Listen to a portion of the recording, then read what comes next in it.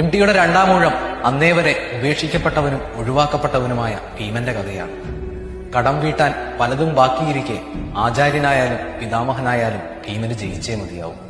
മഹാബലവാനെങ്കിലും മന്ദൻ എന്ന് പറഞ്ഞ് മാറ്റി നിർത്തപ്പെട്ടു. രണ്ടാം ഊഴത്തിലെ യഥാർത്ഥ നായകൻ ഭീമനായിരുന്നു.